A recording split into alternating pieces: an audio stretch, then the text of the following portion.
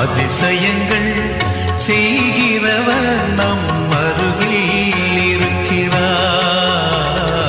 அற்புதங்கள் செய்கிறவர் என்றும் நமக்குள் வசிக்கிறார்.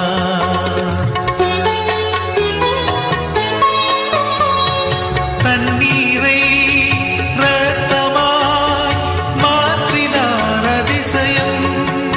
எகிப்து தண்ணீரை இரத்தமாய் மாற்றினார் அதிசயம். வெறும் தண்ணீரை திராட்சை ரசமாய் மாற்றினார் அதிசயம். வெறும் தண்ணீரை திராட்சை ரசமாய் மாற்றினார் அதிசயம்.